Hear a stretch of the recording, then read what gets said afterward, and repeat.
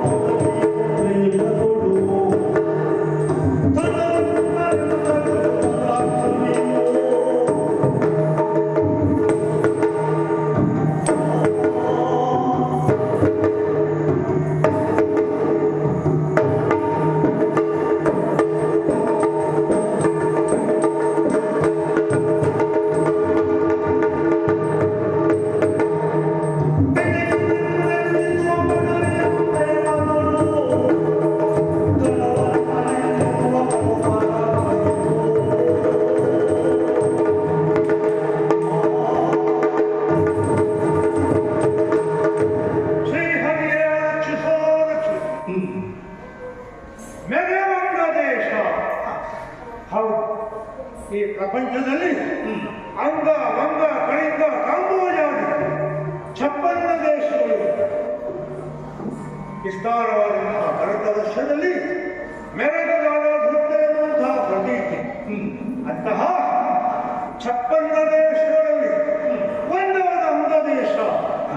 ಈ ಅಂಗದೇಶದ ಅಧೀಶನಾಗಿ ವರ್ತಮಾನ ಕಾಲದಲ್ಲಿ ಪರಂಪರೆಯಿಂದ ಬಂದಿರುವಂತಹ ಅಧಿಕಾರವನ್ನು ಪಡೆದು ಆಳಿ ಅನುಭವಿಸ್ತಾ ಇದ್ದರು ಖಡ್ಗವರ್ಮ.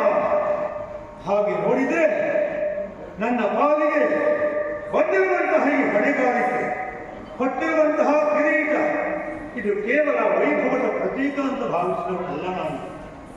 ಹೊತ್ತಿರುವ ಹೊಣೆಗಾರಿಕೆಯ ದ್ಯೋತಕ ಎನ್ನುವುದಾಗಿ ನಂಬಿದವನು ನಾನು. ಬಂದಿರುವಂತಹ ಹೊಣೆಗಾರಿಕೆ, ಈ ದೊರೆತನ ಎನ್ನುವುದು ಕೇವಲ ಸುಖವನ್ನ, ಸಂತೋಷವನ್ನು, ವೈಭವವನ್ನು ಅನುಭವಿಸಲಿಕ್ಕೆ ಇದ್ದದಲ್ಲವೇ ಅಲ್ಲ. ಬದಲಾಗಿ ನಮ್ಮನ್ನ ನಂಬಿರುವಂತಹ ಪ್ರಜಾಬಾಂಧವರು ಪ್ರತ್ಯಕ್ಷ ರಾಜ, ಪ್ರತ್ಯಕ್ಷ ದೇವತಾ ಎಂಬ ಹಾಗೆ ಆ ನೆಲೆಯಲ್ಲಿ ನಮ್ಮನ್ನು ಗೌರವದಿಂದ ತಂದು ನಮ್ಮ ಕಾಲಿಗೆ ನಮ್ಮ ಆಶೀರ್ವಾದವನ್ನು ಬೇಡುವಂತಹ ಸಹಸ್ರ ಸಂಖ್ಯೆಯ ಪ್ರಜಾಬಾಂಧವರ ಸೇವೆಗೆ ನಮಗೆ ಬಂದಿರುವಂತಹ ಅವಕಾಶ ಎಂಬುದಾಗಿ ಭಾವಿಸಿಕೊಂಡವರು. ಹಾಗಾಗಿ ನಮ್ಮದ್ದಾದಂತಹ ರಾಜಕಾರ್ಯ, ಕರ್ತವ್ಯ ಅದು ನಮಗೆ ದೇವಪೂಜೆಗೆ ಸಮಾನ ಮಾಡಿತು. ಈವರೆಗೆ ಯಾವ ಸಂದರ್ಭದಲ್ಲೂ ಅದಕ್ಕೆ ಕೃತಿಯನ್ನು ನಾವು ತಂದುಕೊಂಡವರಲ್ಲವೇ ಅಲ್ಲ. ಹೇಗೆ ಈ ಪ್ರಪಂಚದಲ್ಲಿ ಲೋಕಾಂತರಗಳನ್ನೆಲ್ಲ ಬೆಳೆದುವಂತಹ ಭಗವಾನ್ ಭಾಸ್ಕರ ಅವನಿಗೆ ವಿಶ್ರಾಂತಿಯನ್ನು ನೀಡುವ ಅಂಥವನ ಆದರ್ಶ ನಮ್ಮ ಪಾಲಿಗೆ ಇರಬೇಕಾದದ್ದು ನಮ್ಮ ಪಾಲಿಗೆ ಕರ್ತವ್ಯ ಅನ್ನೋದಾಗಿ ಭಾವಿಸಿಕೊಂಡವರು. ಅವ ಅನುಭವಿಸುವಂತಹ ವಿದೂರಗಳು ಒಂದೋ ಎರಡೋ. ಒಂಟಿ ಕಾಲಿನ ರಥ, ಕುಂಟನು ಸಾರಥಿ, ಕುರುಡೆಗಳು, ಇಷ್ಟೆಲ್ಲ ವಿದೂರಗಳನ್ನು ನಾವು ಅನುಭವಿಸಿದ್ರು ಕರ್ತವ್ಯ ಪಾಲನೆಯ ವಿಷಯದಲ್ಲಿ ನಮಗೆ ಯಾವ ಕಾಲಕ್ಕೂ ತಪ್ಪಿರುವನು ಅಲ್ಲವೇ ಅಲ್ಲ. ಹಾಗಾಗಿ ಈ ಪ್ರಪಂಚಕ್ಕೆ ಅವನು ಕರ್ಮಸಾಕ್ಷಿ ಎನ್ನುವುದಾಗಿ ಗೌರವಿಸಲ್ಪಟ್ಟವನು. ಅಂತಹ ಜಗಚ್ಚಕ್ಷುವಾದಂತಹ ಕರ್ಮಸಾಕ್ಷಿಯಾದಂತಹ ಭಾಸ್ಕರನ ಪಾಲಿಗೆ ಆದರ್ಶ ಪುರುಷ ಅಂತ ಭಾವಿಸುವವರು. ಹಾಗಾಗಿಯೇ ಸಕಾಲಕ್ಕೆ ಸರಿಯಾಗಿ ಪಂಚ ವೃಷತ್ಕಾಲದಲ್ಲಿ ಎದ್ದು ನಿತ್ಯ ಧರ್ಮಾನುಷ್ಠಾನಗಳನ್ನು ಮುಗಿಸಿ ತುಂಬಿದ ಸಭೆಯನ್ನು ಪ್ರವೇಶ ಮಾಡುತ್ತಿರುವಂತಹ ಇದ್ದಾರೆ. ಒಂದಿಮಾಗಲು ನಮ್ಮನ್ನು ಹಾಗೆ ಹೊರಡ್ತಾ ಇದ್ದಾರೆ. ತುಟಿಪಾಠಗಳು ನಮ್ಮ ಬಿರುದಾವಳಿಗಳನ್ನು ಕೊಂಡಾಡ್ತಾ ಇದ್ದಾರೆ. ಆ ಕಡೆಯಲ್ಲಿ ನೋಡಿದರೆ ವೇದ ರೋಷ ನಡೀತಾ ಇದೆ.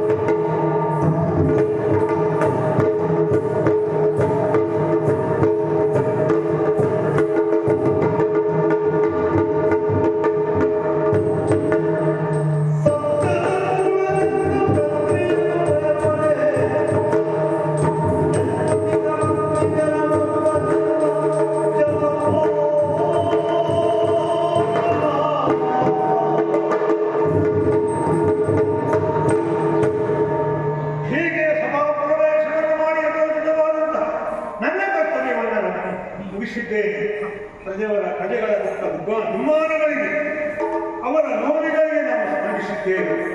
ಅವರ ಮುಖದಲ್ಲಿ ನಾನು ಸಮಾಧಾನವನ್ನು ಕಾಣ್ತಾ ಇದ್ದೇನೆ. ಇದನ್ನು ಕಾಣುವ ಕಾಲಕ್ಕೆ ನನಗೆ ಸಹಾಯಕರಾಗಿರುವಂತಹ ಅಸಂಖ್ಯ ಸಂಖ್ಯೆಯ ಪ್ರಜಾಬಾಂಧವರು, ಮಂತ್ರಿ ಮಹೋದಯರ ಜೊತೆಯಲ್ಲಿ ಸೇನಾದರು, ಇದನ್ನೆಲ್ಲ ನಾವು ನೆನಪಿಸಿಕೊಳ್ಳಲೇಬೇಕು. ಹೀಗೆ ನೆಮ್ಮದಿಯಿಂದ ಅಂಗದೇಶ ಎನ್ನುವುದು ಈ ದಡವರ್ಮನ ಆಡಳಿತ ಈ ಭಾಗದಲ್ಲಿ ಸುಖವನ್ನ, ಸಂತೋಷವನ್ನ, ಸಮೃದ್ಧಿಯನ್ನು ಕಾಣುತ್ತಿರುವಂತಹ ಸಂಗತಿ ಎನ್ನುವುದು ನಮ್ಮ ಪಾಲಿಗೆ ಅಭಿಮಾನದ ವಿಷಯವೇ. ಆ ನೆಲೆಯಲ್ಲಿ ನೋಡಿದರೆ ನನ್ನ ವೈಯಕ್ತಿಕವಾದಂತಹ ಬದುಕಿನ ಆಲೋಚನೆಯನ್ನು ಮಾಡ್ತಾ ಇದ್ದೇನೆ. ನನ್ನ ವೈಯಕ್ತಿಕವಾದಂತಹ ಬದುಕಿನ ಕುರಿತಾಗಿ ಆಲೋಚನೆ ಮಾಡುವುದಿದ್ರು ಆ ವಿಷಯದಲ್ಲಿಯೂ ನಾನು ಭಾಗ್ಯಶಾಲಿ, ಯಾವ ಅನುಮಾನವೂ ಇಲ್ಲ. ಸೌರಂಭೆ ಎನ್ನುವಂತಹ ಸುಗುಣವತಿಯಾದಂತಹ ಹೆಣ್ಣುಗಳನ್ನು ಸತಿಯಾಗಿ ಪಡೆದ ಭಾಗ್ಯಶಾಲಿ ನಾನಾಗಿ ಏನು ಮಾಡುವ ದಾಂಪತ್ಯ ಜೀವನದ ಅರ್ಥ ಎನ್ನುವುದೆಂಬುದು, ಸಾರ್ಥಕತೆ ಎನ್ನುವುದು ಅದು ಪಿತೃತ್ವದಲ್ಲಿ, ತಾಯಿತನದಲ್ಲಿ ಕಂಡರೂ ಅಂಥದ್ದೊಂದು ಭಾಗ್ಯ ಎನ್ನುವುದು ನನ್ನ ಮನಸ್ಸಿಗೆ ಬರಲಿಲ್ಲ. ಮಕ್ಕಳಿಲ್ಲದಂತಹ ಹೊರಗು ನನ್ನನ್ನು ಬಾರಿಸ್ತಾ ಇತ್ತು. ಈ ನಾಡಿಗೊಬ್ಬ ಉತ್ತರಾಧಿಕಾರಿ ಇರುವಲ್ಲ ಅನ್ನುವಂತಹ ಚಿಂತೆ ನಮ್ಮ ಪ್ರಜಾಬಾಂಧವರಿಂದ ಕಾಡುತ್ತಾ ಇತ್ತು. ಅಂತಹ ಸಂದರ್ಭದಲ್ಲಿಯೇ ಆಕಸ್ಮಿಕವಾಗಿ ದೇವಶ್ರೀಗಳಾದಂತಹ ನಾಯಕರ ಆಗಮನ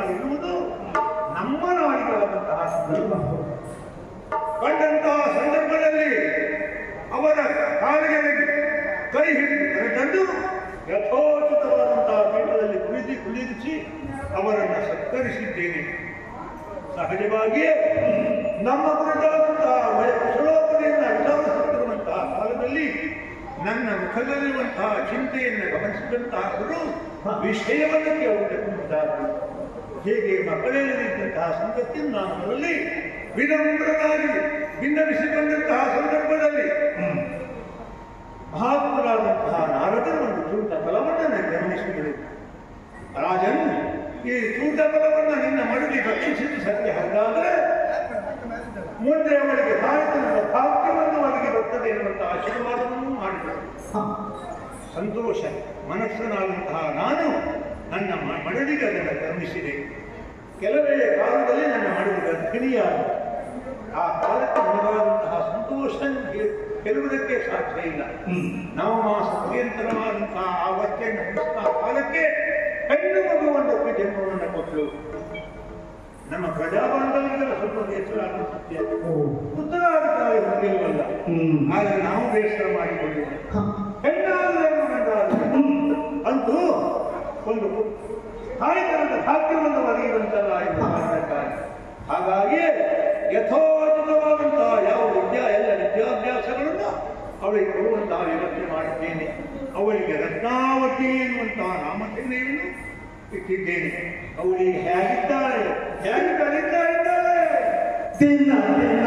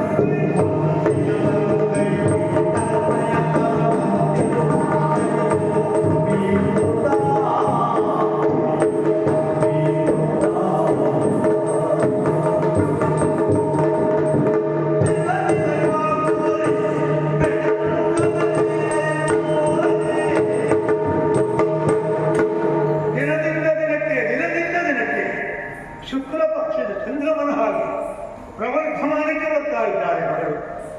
ದಿನಗಳು ಸೇರಿ ವಾಹನಗಳು ಸೇರಿ ಪಕ್ಷಗಳಾಗಿ ಮಕ್ಕಳೇ ರಚಿಸಿ ಮಾಸಗಳಾಗಿ ಋತುಗಳಾಗಿ ಅಯನವಾಗಿ ಒತ್ತಡವಾಗಿ ನನ್ನ ಮಗಳು ದಿನದಿಂದ ದಿನಕ್ಕೆ ಹೆಣ್ಮಕ್ಕಳ ವಿಷಯದಲ್ಲಿ ಒಂದು ಮಾತು. ಹೆಣ್ಮಕ್ಕಳು ಬೆಳೆಯುವುದು ಬಾಳೆ ಮರಗಳ ಹಾಗೆ ನೋಡುತ್ತಿರೋ ಹಾಗೆ ಎದೆಯೆತ್ತರಕ್ಕೆ ಬೆಳೆದ ಹಾಗೆ. ಆದರೆ ಹೆಣ್ಣಿಗೆ ಮತ್ತೆ ಗಂಡಿಗೆ ಇರುವಂತಹ ವ್ಯತ್ಯಾಸ ಇರುತ್ತೆ. ಲಾಲೆಯೇ ಪಂಚವರ್ಷ 5 ವರ್ಷಗಳವರೆಗೆ ಕಾಲ, ಆಮೇಲೆ 10 ವರ್ಷಗಳ ಪರ್ಯಂತ ಅವರನ್ನು ಶಿಕ್ಷಿಸಿ ಶಿಕ್ಷಣವನ್ನು ಕೊಟ್ಟು ಸರಿಯಾದಂತಹ ಮಾರ್ಗದಲ್ಲಿ ಅವರನ್ನು ಪ್ರವರ್ತಿಸುವುದು. 16 ವರ್ಷ ಮೆಟ್ಟಿದ ಗಂಡು ಮಗುವಿಗೆ ಪ್ರಾಪ್ತೇಶು 16 ವರ್ಷೆ ಪುತ್ರ ಮಿತ್ರವದಾಚರೇ, ಅಲ್ಲಿಗೆ ಮಿತ್ರನಿಗೆ ಸಮಾನ ತಂದೆಯಾದನು. ಹೀಗೆ 16 ವರ್ಷ ತುಂಬುವಾಗ ಗಂಡು ಮಕ್ಕಳಾದರೆ ಹೆತ್ತವರ ಹೊಣೆಗಾರಿಕೆ ಮುಗಿದು ಹೋಗ್ತದೆ. ಆದರೆ ಮಗು ಹೆಣ್ಣಾದರೆ ಆಗಲ್ಲ. ಹೆತ್ತವರ ಹೊಣೆಗಾರಿಕೆ ಆರಂಭವಾಗುವುದೇ ಹರಿಲ್ಲ. ವಿಶೇಷತೆ ಬೆಳೆದು ಬರುತ್ತಿರುವಂತಹ ಈ ಕಾಲದಲ್ಲಿ ಯಾರಿಗೆ ಸುಂದರಿಯನ್ನು ಕೊಡಬೇಕು ಚಿಂತೆಯಾಗಿ ಬರುತ್ತಿರುವಂತಹ ಸಂದರ್ಭ ಬಹಳ ಆಲೋಚನೆ ಮಾಡಿದ್ದೇನೆ. ಸುಲಭ ಅಲ್ಲ. ಹೆಣ್ಣೊಬ್ಬರಿಗೆ ಗಂಡನ್ನ ಜೊತೆಯಾಗಿಸುವುದು, ಗಂಡಿಗೊಂದು ಹೆಣ್ಣನ್ನು ಜೊತೆಯಾಗಿಸುವುದು ನಾವು ತಿಳಿದಷ್ಟು ಸುಲಭ ಅಲ್ಲ. ಅದಕ್ಕಾಗಿ ತಿಳಿದು ಹೇಳಿದ್ದೆ. ಕನ್ಯಾ ವರಯತೆ ರೂಪಂ ಮಾತಾ ವಿತ್ತಂ ಪಿತಾ ಶ್ರುತಂ ಬಾಂಧವ ಕುಲಮಿಕ್ಷಂತಿ ಉಳಿದವರಿಗೆ ಒಳ್ಳೆ ಉತ್ತರಿಸಿದ್ರೆ ಸಾಕು. ಹಾಗಾಗಿ ಆ ವಿಷಯದಲ್ಲಿ ಆಲೋಚನೆ ಮಾಡಲಿಕ್ಕೆ ಇಲ್ಲ. ಹೀಗೆ ಬರೆಯುತ್ತಿರುವಂತಹ ನನ್ನ ಮಗಳಿಗೆ ಯಾರು ಅಂತ ಆಲೋಚನೆ ಮಾಡುವಾಗ ಥಟ್ಟನೆ ನೆನಪಾದದ್ದು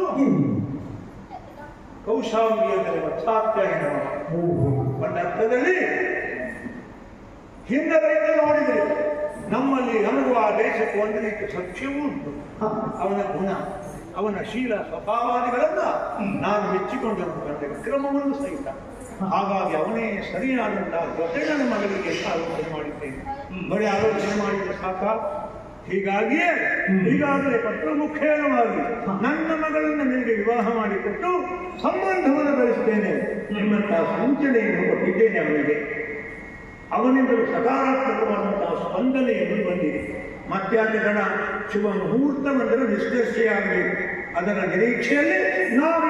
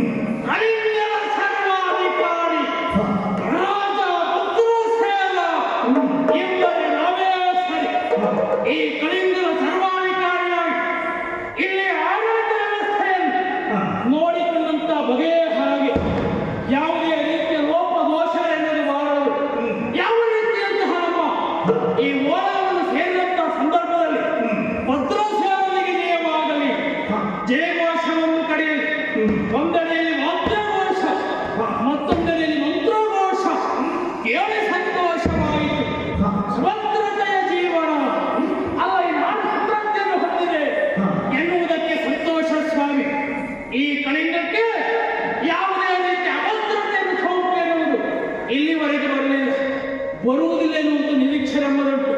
ಇನ್ನು ರಾಜಕೀಯವಾಗಿ ಹೇಳುವುದಾದರೆ ಯಾವ ಒಂದು ಕೊರತೆಯನ್ನು ಕಂಡವರಲ್ಲ. ಎಂದಿನಂತೆ ಓಳನ್ನು ಸೇರಿದಂತ ಸಂದರ್ಭದಲ್ಲಿ ಅದ್ಯಾರು ಬರ್ತಾ ಇದ್ದಾರಲ್ಲ,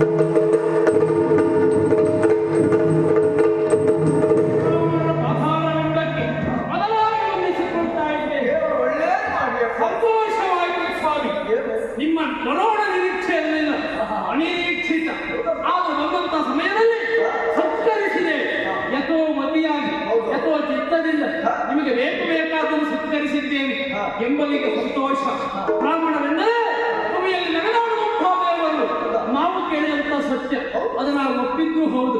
ಹಾಗಾಗಿ ಒಮ್ಮುಕ್ತ ನಿಮಗೆ ಕುಡಿಯುವುದಕ್ಕಾಗಲಿ ತಿನ್ನುವುದಕ್ಕಾಗಲಿ ಯಾವುದೇ ಬೇಕಿದ್ದರೂ ಕೇಳಿ ಕುಡಿಯಬೇಕು. ಸಂಕೋಚ ಎನ್ನುವುದು ನಮ್ಮಲ್ಲಿ ಬೇಡ.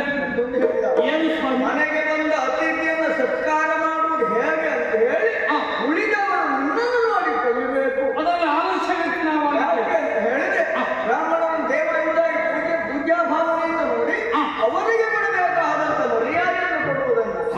ಎಲ್ಲವೂ ಹಾಗೆ ಅಂತಲ್ಲ. ಆದ್ರೆ ನಿನ್ನಂತವರ ಆಡಳಿತದಲ್ಲಿ ಹೀಗೆ ಉಂಟು ಎಂಬುದನ್ನು ಇವತ್ತು ನೋಡಿ ನಾನು ಸಂತೋಷ ಬರೇ ನಾವು ಅಷ್ಟೇ ಅಲ್ಲ, ನಮ್ಮ ಪ್ರಜೆಗಳಿಗೂ ಅದೇ ಅಭ್ಯಾಸ ಮಾಡಿಸ್ತೇವೆ. ನೋಡಿದ್ರೆ ಗೊತ್ತಾಗ್ತದೆ. ಬರುವಾಗಲೇ ಕೈ ಮುಗಿದು ನೀವು ಮುಂದೆ ಬನ್ನಿ ಅಂತ ಕರೆಯುವ ನಿನ್ನಂತ ಪ್ರಜೆಯನ್ನ ನೋಡಿದಾಗ ಸಂತೋಷಗೊಂಡವ ನಾನು. ಬ್ರಾಹ್ಮಣರೇ, ನಿಮ್ಮನ್ನು ನೋಡಿದಾಗ ಆಶ್ಚರ್ಯವಾಗುತ್ತದೆ. ನೀವು ದೇಶಾವಧಿ ಬ್ರಾಹ್ಮಣರು ತರುವಾನವೇ ಇಲ್ಲ. ಯಾಕೆ? ನಿಮ್ಮ ಮುಖದ ಚರಿಯ ಚಟುವಟಿಕೆಯನ್ನು ಕಂಡಾಗ, ವ್ಯಕ್ತಿಯೊಬ್ಬರ ನಡವಳಿಕೆಯನ್ನು ನೋಡಿದಾಗ ಇಂಥ ವ್ಯಕ್ತಿಗಳೇನುದಾಗಿ ಗುರುತಿಸಬಹುದು. ಹಾಗಾಗಿ ದೇಶಾವಧಿ ಬ್ರಾಹ್ಮಣರು ತರುವಾನವೇ ಇಲ್ಲ. ಹಾಗಾದ್ರೆ ನಾವು ದೇಶಾವಧಿ ಬ್ರಾಹ್ಮಣ ಹೌದಪ್ಪ, ಏನು ಮಾಡುವ ಹೇಳು? ಏನಾಯ್ತು? ಮಾತು ಕೇಳಿ ಕರ್ಕೊಂಡು ಹೇಳಿ. ಯಾವುದು? ದೊಡ್ಡದಾದಂತ ಆಣೆ ಕಟ್ಟೊಂದನ್ನ ಕಟ್ಟಿದ್ರೆ ಸಾಕಾಗೋದಿಲ್ಲ. ಮತ್ತೆ ಎಷ್ಟೋ ನೀರು ಬಂದು ನಿಲ್ತದೆ. ಅದಕ್ಕೆ ರಂಧ್ರ ಇಟ್ಟರೆ ಮಾತ್ರ ಹೊರಗೋದ್ರೆ ಆಣೆ ಕಟ್ಟು ಉಳಿತದೆ, ಮುಂದೆ ಹೋದ್ರೆ ಉಳಿಯುವುದಿಲ್ಲ. ಹಾಗೆ ಬ್ರಾಹ್ಮಣನಾಗಿ ದೇಶ ತಿರುಗಿ ಎಲ್ಲರ ಕೈಯಲ್ಲೂ ದಾನ ಪಡೆಯುವುದು ಮುಖ್ಯ ಅಲ್ಲ. ದಾನವನ್ನು ಕೊಟ್ಟದನ್ನ ಪಡೆದರೂ ಅದಕ್ಕೆ ಪರಿಹಾರ ಎಂಬುದನ್ನು ಕೊಟ್ಟಲೇಬೇಕು. ಅದು ಮುಖ್ಯವಾಗಿರುತ್ತದೆ. ಬ್ರಾಹ್ಮಣರ ಕರ್ತವ್ಯ. ಅವನು ಕೊಡುವವನು ಸಂತೋಷದಿಂದ ಕೊಟ್ಟರು ಅದರ ಅನುಷ್ಠಾನಗಳನ್ನು ಮಾಡುವುದು ನಮ್ಮ ಕೈಯಲ್ಲಿರ್ತದೆ. ಹಾಗೆಯೇ ದೇಶವನ್ನು ಸಂಚಾರ ಮಾಡಿದೆ, ಹಾಗೆಯೇ ಯೋಚನೆ ಮಾಡಿದೆ ಏನು ಎಲ್ಲಿ ಹೋಗುವುದು ಇವತ್ತು ಅಂತ. ಹಾಗಾಗಿ ಈ ಮಾರ್ಗವನ್ನು ಹಿಡಿದು ಬಂದಾಗ ನಿನ್ನ ಪುರವನ್ನು ಸೇರಿದೆ. ಆದ್ರೆ ನಿನ್ನದೊಂದು ಮಾತು ಹೇಳಿಲ್ಲ. ಏನು ವಿಚಾರ ಸ್ವಾಮಿ? ಚಿತ್ತವಿದು ಓಟಮನೆ ನುಡಿಯ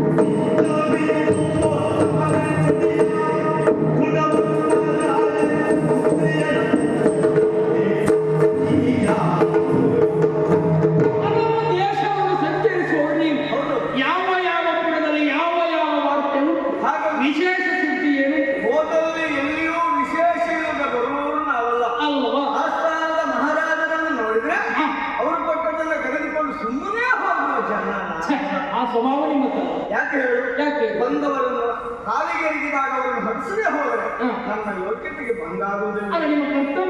ಹೌದಲ್ಲ? ಹಾಗಾಗಿ ಯೋಚನೆ ಮಾಡಿ ಕೆಲವೇ ರಾಜ್ಯಗಳನ್ನು ಸುತ್ತಾಡಿದೆ. ಅವರು ಕೊಟ್ಟಂತಹ ದಾನವನ್ನು ಪಡೆದೆ, ಅವರಿಗೆ ಆಶೀರ್ವಾದವನ್ನು ಮಾಡಿದೆ. ಸಂತೋಷ. ಹಾಗೆ ನಿನ್ನ ಪುರವನ್ನು ಸೇರಿದೆ ನೋಡು. ಹೌದು, ಅದು ಒಂದು ಯೋಚನೆ. ಏನು ನಿನ್ನನ್ನು ನೋಡಿದಾಗ ಎಲ್ಲವೂ ಒಳ್ಳೆಯದು, ಆದ್ರೆ ಒಂದು ಹಾಲಲ್ಲ ಸಕಲವೂ ಒಂದು ಮಾಡುತ್ತೆ. ಏನು ಮತ್ತಿನ್ನೇನಲ್ಲ, ಪ್ರಾಯಸಮರ್ಥನಾಗಲಿ ಇದುವರೆಗೂ ಒಂದು ಮದುವೆ ಆಗಿದ್ಯಾ? ಅಂದ್ರೆ ಮದುವೆ ಆ ಕಾರ್ಯ ನಮಗಾಗಲಿಲ್ಲ. ಹಾಗಂತ ನೀನು ಬೇಸರ ಮಾಡಿಕೊಳ್ಳಲಿಲ್ಲ. ಯಾಕೆ? ಈಗಿನ ಮೂಡಿದ ಚಿಗುರು ಮೀಸೆ ಅಲ್ಲ ಯೋಗಿ ಕೂಡಿ ಬರಬೇಕು. ಹಾಗಂತ ನೀನು ಮದುವೆ ಆಗ್ತೇನೆ ಅಂತ ಹೇಳಿದ್ರೆ ಹೇಳ್ಕೊಡ್ಲಿಕ್ಕೆ ಎಷ್ಟು ಜನ ಇಲ್ಲ? ಅನೇಕರಿದ್ದಾರೆ, ಸಾಲಾಗಿ ನಿಲ್ತಾರೆ. ಹಾಗಂತ ಅದರ ಬಗ್ಗೆ ನಿಮಗೆ ಕೊರತೆ ಆದದ್ದಲ್ಲ. ಆದ್ರೆ ನಿನ್ನ ಯೋಗ್ಯತೆಗೆ ಈ ನಿನ್ನ ರೂಪಕ್ಕೆ ನಿನಗೆ ಸಮಾನತೆಯಾದ ಹೆಣ್ಣು ಬೇಕು. ನಮಗೊಂದು ಯೋಗ್ಯತೆಗೆ ಸಮಾನವಾದವರು ಬೇಕು. ಹಾಗಂತೆ ಎಲ್ಲರೂ ಸಮಾನತೆ ಇಲ್ಲ ಅಂತಲ್ಲ, ಆದ್ರೆ ನಿನ್ನ ಸಮಾನತೆಗೆ ಸಮಾನರಾದವರು ಬೇಕು. ಹೌದಲ್ಲ? ಹಾಗೆ ಸುತ್ತ ಹೋದದ್ದಾದ್ರೂ ಎಲ್ಲಿಗೆ ದೇಶದಲ್ಲಿ ಹೋದ ಅಂಗಗಳಿಗೆ ಸಾಗಿದೆ ಹಾಗಿದೆ. ಏನು ವಿಶೇಷ ಕಂಡ್ರೆ ದೃಢವರ್ಮ ಮಹಾರಾಜ ಅವನು ನನ್ನ ಕಂಡಾಗ ಸತ್ಕರಿಸಿದ, ಸರಿ ಉಪಚಾರ ಮಾಡಿದ, ಹಿತನುಡಿಗಳನ್ನು ಹೇಳಿದ. ಆದ್ರೆ ಅವನ ಹಳೆ ಕಥೆ ಹೇಳಿದ. ಯಾವ ಹಳೆ ಕಥೆ? ಭಾರಿ ಹಳೆ ಕಥೆ ಕೇಳೋಣ. ಹಾಗಂತ ಹೇಳಿದ್ರೆ ಕಥೆಯನ್ನು ಸಾರಾಂಶ ಇದ್ದದ್ದು ನೋಡು, ಅಲ್ಲಿ ಹಳೆ ಕಥೆಯ ಕಡೆಗೆ ಕೂಡಿದಾಗ ಮಾತ್ರ ಅಲ್ವಾ? ಹಾಗೆ ಯಾಕೆ ದೃಢವರ್ಮ ಮದುವೆಯಾಗಿ ಅದೆಷ್ಟೋ ಕಾಲಗಳು ಗತಿಸಿ ಹೋಗಿತ್ತಂತೆ. ಓಹೋ, ಸಂತಾನ ಭಾಗ್ಯ ಆಗಲಿಲ್ಲ ಅವನಿಗೆ. ನೋಡು, ಯಾವತ್ತೇ ಆಗಲಿ ಮದುವೆಯಾಗಿ ದಾಂಪತ್ಯ ಜೀವನ ಪ್ರಾರಂಭವಾಯಿತು ಅಂತ ಆದಾಗ ಸಂತಾನ ಇಲ್ಲ ಅಂತ ಹೇಳಿದ್ರೆ ಅದರಂತನೂ ಮತ್ತೊಂದಿಲ್ಲ. ಹೌದು, ನಿನ್ನ ಹತ್ರ ಐಶ್ವರ್ಯ ಹಣವು ಎಷ್ಟೋ ಇರ್ಬೋದು, ಆದ್ರೆ ಅದೆಲ್ಲ ನೆಮ್ಮದಿ ಬೇಕು, ಮನೆಯಲ್ಲಿ ಒಂದು ಮಗು ಆಗಬೇಕು ಅಲ್ವಾ? ಸಂತಾನ ಇಲ್ಲ ಎಂಬ ಕಾಲಕ್ಕಾಗಿ ಯೋಚಿಸ್ತಾ ಬಿಡೋರು ಕುಳಿತಾಗ ಅಲ್ಲಿಗೆ ನಾಡದ ಆಗಿಬಿಡಿ ಮೊದಲಿಗಾಗಿ ಏನ್ ಹೇಳಿದ್ರು ಬಂದಾಗ ಅವರು ಮುಖ ನೋಡಿದಾಗ ಎಲ್ಲವನ್ನೂ ಹೇಳ್ಬೋದು, ನಾರದ್ರೆ ಹೇಳ್ಕೊಡ್ಬೇಕಾ? ಅವ್ರು ಹೇಳಿದ್ರೆ ಏನು ನೀನು ಈ ರೀತಿ ಯೋಚಿಸ್ತಾ ಇದೀಯಾ, ಹಾಗಂತ ಯೋಚನೆಯಲ್ಲಿ ಏನಾದ್ರು ಮುಕ್ತಿ ಸಿಗ್ತದ? ಯೋಚನೆ ಸಿಕ್ಕು ಮತ್ತು ಮುಪ್ಪಾಗ್ತದೆ ಬಿಟ್ಟರೆ ಮುಕ್ತಿ ಸಿಗುವುದಿಲ್ಲ. ಬೇಸರ ಉಂಟ. ಹಾಗಾಗಿ ಯೋಚಿಸುವುದು ಬೇಡ. ಹಾಗಾಗಿ ಅವರು ಬಂದಿರುವಂತ ಶುದ್ಧ ಫಲವನ್ನ ಆತನ ಕೈಗೆ ಇಟ್ಟರಂತೆ. ಓಹೋ, ಯಾಕೆ ಮಕ್ಕಳೆಲ್ಲ ಎಂಬ ಚಿಂತೆಗಾಗಿದ್ದರೆ ಆ ಫಲವನ್ನ ಕೊಂಡೊಯ್ದು ಹೆಂಡತಿಗೆ ಕೊಟ್ಟನಂತೆ. ಅಲ್ಲಿ ಕೆಲವು ಕಾಲ ಗತಿಸಿದ ಮೇಲೆ ಒಂದು ಹೆಣ್ಣು ಮಗುವಿಗೆ ಜನ್ಮವನ್ನಿತ್ತಲಂತೆ. ಓಹೋ, ಸಂತೋಷ ವಿಚಾರ ಅಲ್ವಾ? ಹಾಗಂತ ಅವನಿಗೆ ಹೆಣ್ಣು ಹುಟ್ಟಿದ್ದಕ್ಕೂ ನಾನಿಲ್ಲಿ ಕಥೆ ಹೇಳುವುದಕ್ಕೂ ಸೇರ್ತದೆ. ಒಂದಕ್ಕೊಂದು ಸಂಬಂಧ ಉಂಟ. ಯಾವ ರೀತಿ ಸೇರಿಸಿದ್ರು ಸಂಬಂಧ ಆಗ್ತದೆ, ಆಗಲೇ ಇರುವುದಿಲ್ಲ. ದೃಢವರ್ಮನ ಮಗಳು ರೂಪದಲ್ಲಿ ಚಂದದ ಗೊಂಬೆ, ಚಂದ ಒಟ್ಟಿಗೆ ಮಿಗಿಲ ರೂಪ ಯಾರನ್ನು ಕೇಳಿದ್ರೆ ಹೌದದು. ಹೌದಾ? ನೀನು ಚಂದ ಇಲ್ಲ, ಹೇಳುವುದೇ ಬೇಡ, ಅನುಮಾನ ಉಂಟು. ಹಾಗೆ ನಿನಗೆ ಸರಿಯಾದ ನೋಡಿ ಆಗಬೇಕು ಅಂತಿದ್ದೆ. ಯಾರ್ಯಾರನ್ನು ತಂದು ಕೊಟ್ಟಿಲ್ಲ ಆಗ್ತದ? ಇಲ್ಲಪ್ಪ. ಆ ದೃಢವರ್ಮನ ಮಗಳನ್ನ ನೀನು ಮದುವೆ ಆಗಬೇಕು ಅಂತ ಹೇಳುವುದಕ್ಕೆ ಬಂದಾಗ ಮತ್ತೊಂದು ಸುದ್ದಿ ಆಯ್ತು. ಯಾವ ಸುದ್ದಿ? ಬೇರೆ ಯಾವ್ಯಾವುದಲ್ಲ, ವತ್ಸೆ ಅಕ್ಕನಿಗೆ ಕೊಡ್ತೇನೆ ಎಂಬುದಾಗಿ ಅವನ ಲೇಖನವನ್ನನ್ನು ಬರೆದಂತೆ. ಯಾರು? ದೃಢವರ್ಮ. ಓಹೋ, ಆಗ ಕೌಶಲ್ಯದರ ವತ್ಸೆ ಅಕ್ಕನಿಗೆ ಅವನ ಮಗಳನ್ನು ಕೊಡುವುದು ಅಂತ ಅವನಲ್ಲಿಯೇ ನಿರ್ಣಯ ಆದ. ಈಗ ಅವನು ನಿರ್ಣಯ ಆಗಿ ನಾನೇನು ಮಾಡ್ತೀನಿ? ನೋಡು, ಸಮಸ್ಯೆ ಆಯ್ತು. ಕಥೆಗೆ ಸಾರಾಂಶ ಹುಟ್ಟುವುದೇ. ಹಾಗಂತ ನೀನು ಪರಾಕ್ರಮವೇನು ಕಡಿಮೆಯ? ಇಲ್ಲಪ್ಪ, ಎಲ್ಲವರು ಬಲ್ಲವರು ನಿನ್ನನ್ನು ಈ ಪರಾಕ್ರಮ ಸರ್ವ ಸಮರ್ಥನಾಗಿ ಮಾತಾಡ್ತಾ ಇದ್ದ. ಹೌದು. ಹಾಗಾಗಿ ನೇರವಾಗಿ ನಮ್ಮ ದೇಶಗಳಿಗೆ ಹೋಗಬೇಕು. ಅಲ್ಲಿ ಹೋಗಿ ಅವನಲ್ಲಿ ಕೇಳಬೇಕು, ಏನು ನಿನ್ನ ಮಗಳನ್ನು ನಾನು ಮದುವೆ ಆಗ್ತೇನೆ, ನನಗೆ ಕೊಡು ನೀನು. ಅವನಲ್ಲಿಯೇ ಪ್ರಶ್ನಿಸಬೇಕು. ಈಗ ಯಾರ ಮಕ್ಕಳು ಯಾರಲ್ಲಿ ಕೇಳಬೇಕು, ಅವರಲ್ಲಿ ಕೇಳಿದ್ರೆ ಮಾತ್ರ ಆ ವಸ್ತು ಸಿಗ್ತದೆ ಬಿಟ್ಟರೆ ಬೇರೆಯವರಲ್ಲಿ ಕೇಳಿದ್ರೆ ಸಿಗ್ಲಿಕ್ಕೆ ಉಂಟ. ವಿಚಾರ ಸತ್ಯವೇ ಸ್ವಾಮಿ. ಹಾಗಾಗಿ ನೇರವಾಗಿ ದೊಡ್ಡವರವರಿಗೆ ಹೋಗು, ಅಲ್ಲಿ ಅವನ ಮಗಳನ್ನು ಕೇಳು, ಮದುವೆಗೆ ಸಿದ್ಧತೆ ಮಾಡು. ಇಂಥ ದಿವಸ ಮದುವೆ ಅಂತ ಹೇಳಿ ನನಗೆ ಎಲ್ಲಿಯಾದ್ರೂ ಸುದ್ದಿ ಸಿಕ್ಕಿದೆ, ನಿನ್ನ ಮದುವೆ ಮಾಡುವ ಯೋಗ ನನಗೆ ಇದ್ರೆ, ಈಗ ಈದ ಮಾರ್ಗದಲ್ಲಿ ಎಲ್ಲಿಯಾದ್ರೂ ಬಂದ್ರೆ, ಮದುವೆ ಮಾಡ್ಲಿಕ್ಕೆ ಆಗದೆ ಇದ್ರು ಮದುವೆ ಬೇರೆಯವರು ಬಂದಿದ್ರೆ ಬ್ರಾಹ್ಮಣರೇ, ನಿಮ್ಮ ಮಾತೆಂದು ಸಂತೋಷವಾಯಿತು. ಕಾರಣ ನನಗೆ ಮದುವೆ ಎನ್ನುವಂತ ಶುಭ ಸಂಸ್ಕಾರ ಆಗಬೇಕು. ಯಾರು ಆಗಬೇಕಿಲ್ಲ. ಪ್ರಣವರ್ಮನ ಮಗಳು ರತ್ನಾವತಿ, ಅವಳೇ ನನಗೆ ಸರಿಯಾದಂತಹ ಹೆಣ್ಣು. ಆದರೆ ಈ ರೀತಿ ವಿಚಾರವನ್ನು ಹೇಳಿದ್ದೇನೆ, ತುಂಬು ಭರವಸೆ ನೀಡ್ತೇನೆ ನಿಮ್ಮ ಮೇಲೆ. ನೇರವಾಗಿ ಪ್ರಣವರ್ಮನಲ್ಲಿ ಹೋಗಿ ಪ್ರಶ್ನೆ ಮಾಡುತ್ತೇನೆ, ಅಲ್ಲ ಅವನಿಗೆ ವಿಚಾರವನ್ನು ತಿಳಿಸುತ್ತೇನೆ.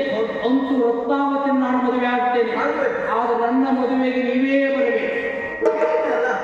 ಈ ಮಾರ್ಗದಲ್ಲಿ ಬಂದ್ರೆ ಮಾರ್ಗದ ಅವಶ್ಯಕತೆ ಇಲ್ಲ, ನನಗೆ ಯೋಗ ಇದ್ರೆ ನನ್ನ ಮದುವೆಯಾಗುವವರೆಗೂ ಇಲ್ಲಿ ವ್ಯವಸ್ಥೆ ಉಂಟು. ಹೌದಪ್ಪ, ಏನೇನು ಬೇಕು ಸುವ್ಯವಸ್ಥೆ ಆ ಕಡೆ ಉಂಟು.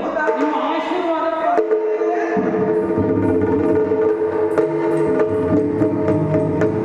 ನಮ್ಮ ಬದುಕಿಗೆ ಒಂದು ಭಾಗ್ಯವಂತವನ್ನು ಕಲ್ಪಿಸಿದ್ದಾರೆ ನಮ್ಮ ಬ್ರಾಹ್ಮಣರು. ರತ್ನಾವತಿ ನನ್ನ ವಶ ಆಗಬೇಕು, ತಡ ಮಾಡುವುದಿಲ್ಲ. ಇವರ ಮಾತಿನ ಮೇಲೆ ತುಂಬು ಭರವಸೆಯನ್ನಿಟ್ಟು ದೃಢವರ್ಮನಿಗೆ ಲೇಖನವನ್ನು ಬರೆಸುತ್ತಾರೆ.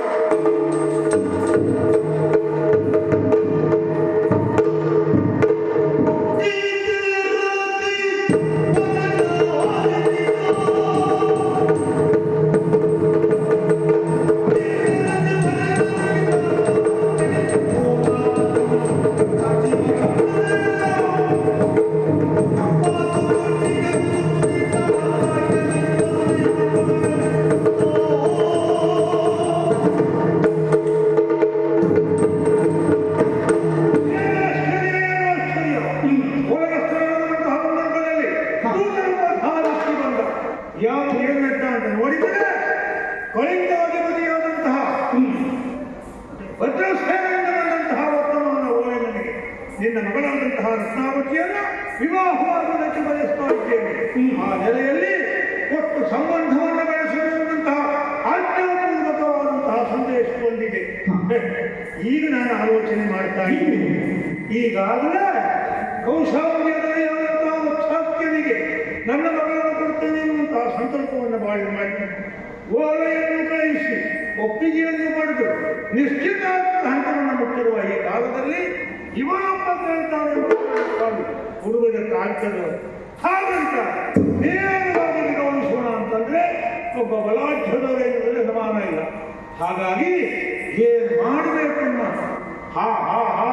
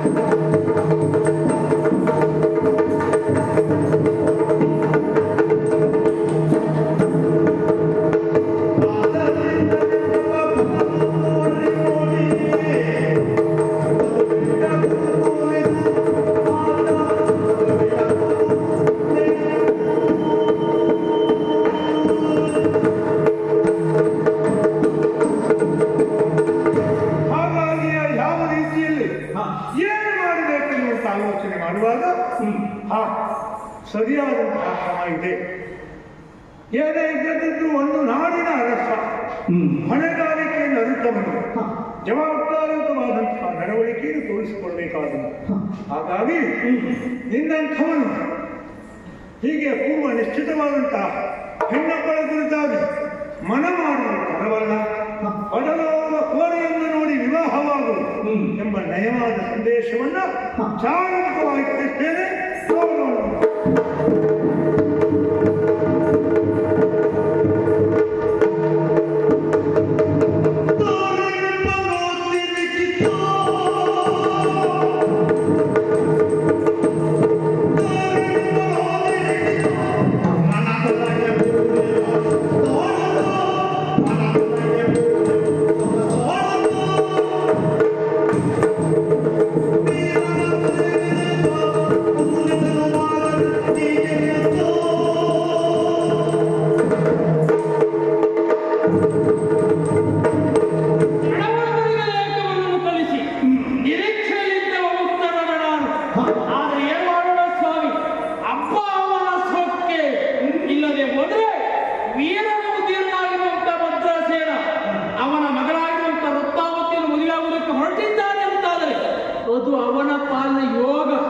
ನನಗೆ ದಾರೆಯನ್ನು ಕೊಡಬೇಕಾದ ಸಂತೋಷ ಕೊಡಬೇಕಿತ್ತು. ಅದನ್ನು ಬಿಟ್ಟು ಉತ್ತರವನ್ನು ಬರೆದಿದ್ದಾನೆ. ಅದು ಯಾವ ರೀತಿ?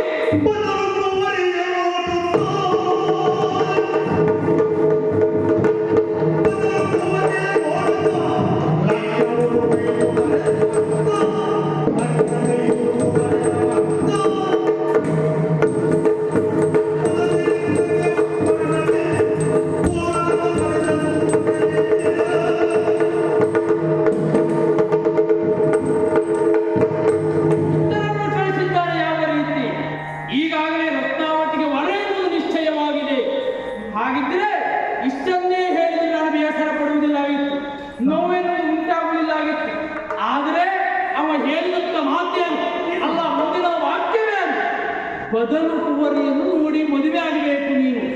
ನೀವು ಹೇಳಬೇಕು ನಮಗೆ ಅಧಿಕ ಪ್ರಸಂಗ ಇವನಿಗೆ ಯಾಕೆ? ನಾವು ಮದುವೆ ಆಗ್ತೇವಲ್ಲ ಹಾಗೆ ಇರ್ತೇವೆ, ಅದು ನಮ್ಮ ಇಚ್ಛೆ, ನಿಮಗಷ್ಟೇ ಬರಬೇಕಿತ್ತು. ಈ ರೀತಿಯ ಸೊಕ್ಕಿನ ಮಾತನ್ನಾಡಿ ಇದು ನನಗೆ ಪಂಥಾವಾನವನ್ನು ಕೊಟ್ಟಂತಾಯಿತು. ಏನೇ ಜೀವನದಲ್ಲಿ ಮದುವೆ ಆಗಬೇಕು ಅಂತ ಅದು ರತ್ನಾವತಿಯನ್ನು ನಾನು ಬರೆಸ್ತೇನೆ. ಏನು ಮಾಡುತ್ತಾನೆ ಅಂತ ನೋಡ್ತೇನೆ. ಇವನ ಕಂಬಕ್ಕೆ ಗಟ್ಟಿಯಾದರು ರತ್ನಾವತಿನ ಎಳೆದು ತಂದು ನಾನು ಮದುವೆ ಆಗ್ತೇನೆ. ಆದ್ರೆ ಹೀಗೆ ಹೋಗುವುದಲ್ಲ, ಸೇನಾ ಸಮೇತನಾಗಿ ಅತ್ತ ಸಾಗಬೇಕು. ಯಾರಲ್ಲಿ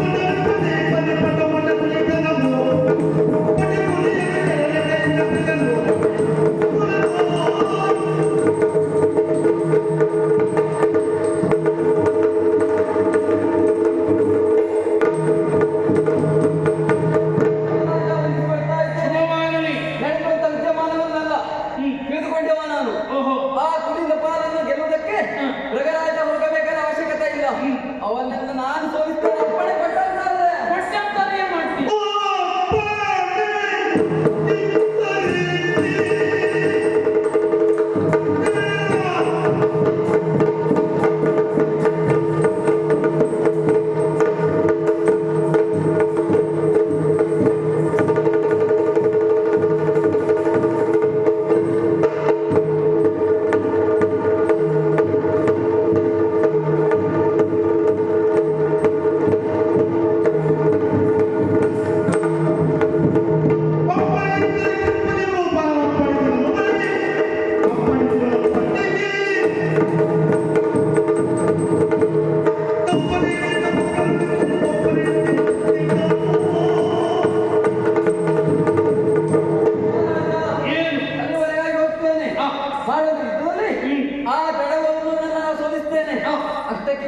ಮುಗಿಯುವುದಿಲ್ಲ. ಏನ್ ಮಾಡ್ತೀನಿ? ಆ ರತ್ನಾವತಿಯನ್ನ ಎಳೆ ತಂದು ನಿಮ್ಮ ಪಾದಗಳ ಹಾಕ್ತೀನಿ. ಇಷ್ಟೆಲ್ಲ ಮಾತನಾಡಿದೆಯಲ್ಲ, ಬಹಳ ಸಂತೋಷವಾಯ್ತು. ಯಾಕೆ ನಮ್ಮ ಮಂತ್ರಿಯ ಮಗ ನೀನು ಅರಸರ ಕಾರ್ಯಕ್ಕೆ ಮುಂದಾಗಿ ಯಶಸ್ವಿಗೊಳಿಸ್ತೇನೆ ಎಂದಾಗಿ ಹೇಳ್ತಾ ಇದ್ದೀಯ.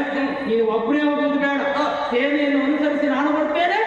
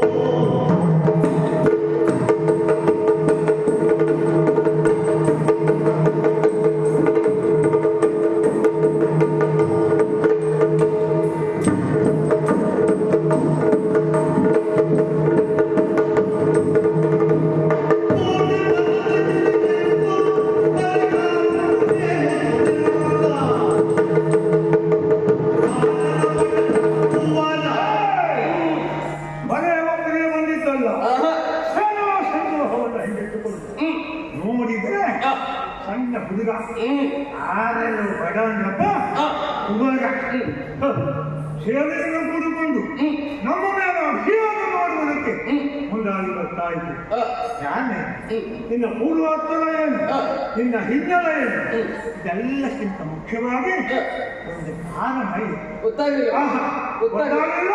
ಯಾವುದು? ನೀನು ಮಾಡಿದ ಕಾರ್ಯ ಆಗಿ ಉಂಟಲ್ಲ ಮಾರ್ರೆ. ಏಯ್,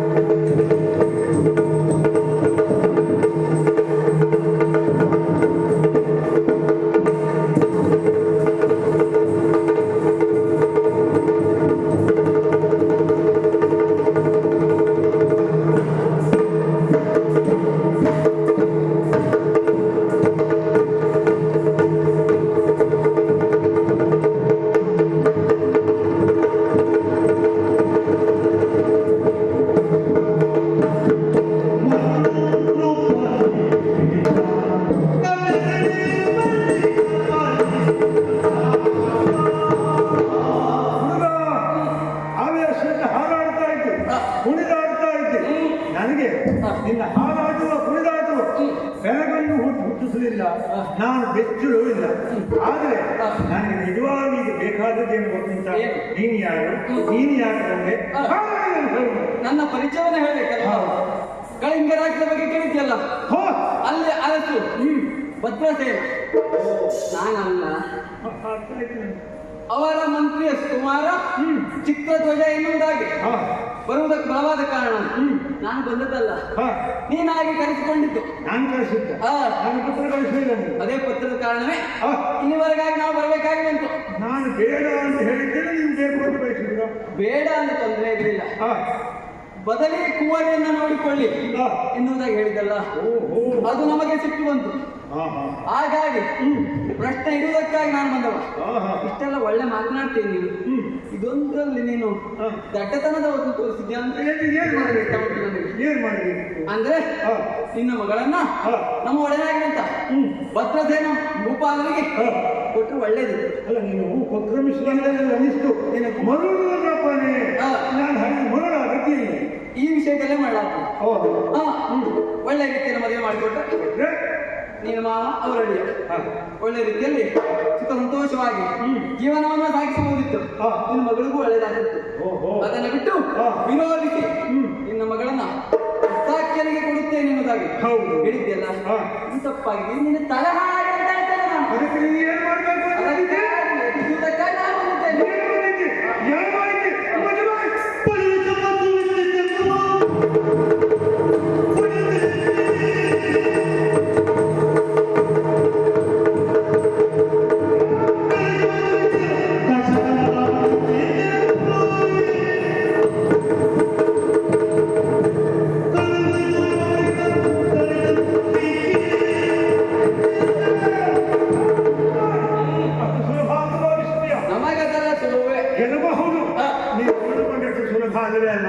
ಈಗಾಗಲೇ ಮತ್ತೊಬ್ಬರಿಗೆ ನಿಷ್ಕರ್ಷಿಯಾದಂತ ಹುಡುಗಿ ವೃತ್ತಾಖ್ಯವನ್ನು ಬಿಟ್ಟು ಮತ್ತೊಬ್ಬನಿಗೆ ಕೊಡುವುದಕ್ಕೆ ಸಾಧ್ಯ ಇಲ್ಲ.